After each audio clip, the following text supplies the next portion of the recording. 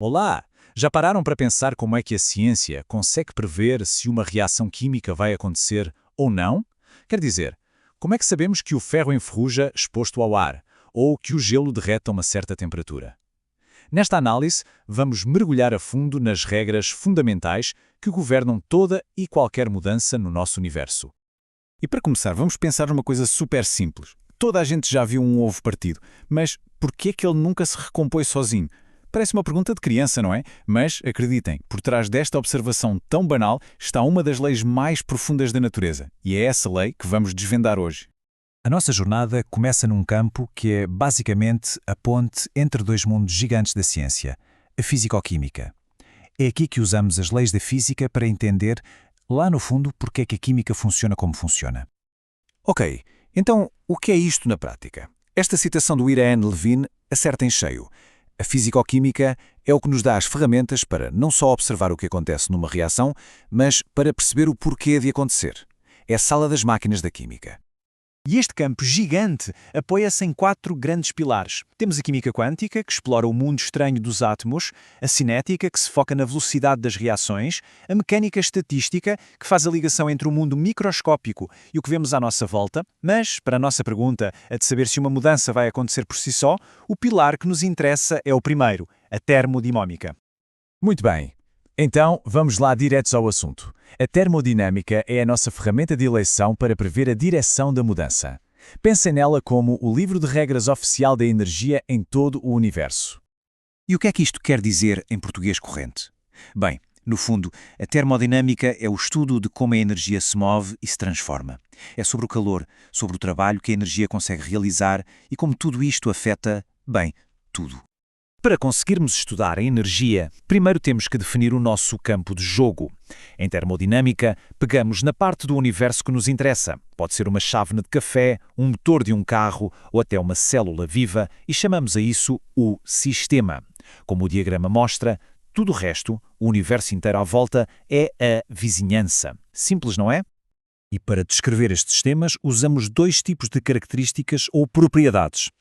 As extensivas são aquelas que dependem da quantidade de coisa que temos. Por exemplo, o volume. Mais água, mais volume. Faz sentido. Já as intensivas não querem saber da quantidade. A temperatura da água a ferver é de 100 graus, seja numa panela enorme ou numa gota. Agora que já falamos a mesma língua, vamos às regras. As leis da termodinâmica não são sugestões. São as leis inquebráveis que governam cada troca de energia que acontece em todo o lado, sem exceção.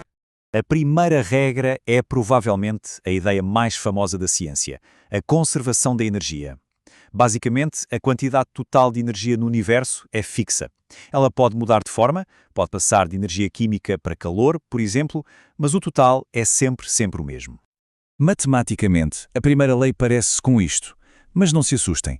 O que esta equação diz é muito simples. A mudança na energia interna de um sistema, o ΔU, é apenas o resultado do calor que entra, Q, menos o trabalho que o sistema faz, W. É um balanço de contas perfeito para a energia. A segunda regra, bem, é aqui que as coisas ficam realmente interessantes e que começamos a perceber a história do ovo. Esta regra diz-nos que, se deixarmos as coisas seguirem o seu curso natural, elas tendem a ir da ordem para a desordem, para o caos. Um quarto arrumado não fica mais arrumado sozinho, pois não? O universo funciona exatamente da mesma maneira. E esta tendência para a desordem tem um nome: entropia, representada pela letra S. Um sistema com muita entropia é muito desorganizado, como as moléculas de um gás a se unir num balão. Um sistema com pouca entropia é superordenado, como os átomos perfeitamente alinhados num cristal. E o universo, como um todo, está sempre a caminhar no sentido de mais e mais entropia. Certo. Então temos 2 regras na mesa. A energia não se perde e a desordem tende a aumentar. Para prever se uma reação vai acontecer, temos de combinar estas 2 forças. E para isso, precisamos de conhecer mais umas quantas formas de medir a energia. A primeira é a entalpia, o H. Pensem nisto como o conteúdo total de calor de um sistema. As reações que libertam calor para a vizinhança, como queimar um pedaço de madeira, têm uma variação de entalpia negativa. E a natureza, regra geral, gosta de reações que libertam calor. Mas só olhar para o calor não chega, porque também temos de contar com a tendência para a desordem, a entropia. E para juntar estas 2 ideias numa só, entra a estrela do nosso espetáculo, a energia livre de Gibbs, representada pela letra G. Esta é a ferramenta final que andávamos à procura. E aqui está ela, a equação de Gibbs. Ela junta tudo. De um lado, temos a entalpia, H, a tendência para um estado de menor energia. Do outro, temos a entropia, S, a tendência para um estado de maior desordem, multiplicada pela temperatura, T. O resultado, o G, é a energia que está realmente livre e disponível para que algo aconteça, para realizar trabalho. É um cabo de guerra entre a ordem e a desordem. E com isto, temos todas as peças do puzzle na mão. Com a energia livre de Gibbs no nosso arsenal, estamos finalmente prontos para responder àquela nossa pergunta inicial. E a resposta é esta. O segredo não está no valor de G em si, mas na variação de G, o ΔG, durante uma reação. A natureza quer sempre ir para um estado de menor energia livre.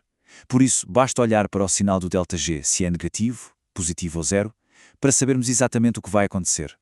Esta tabela é o nosso guia definitivo.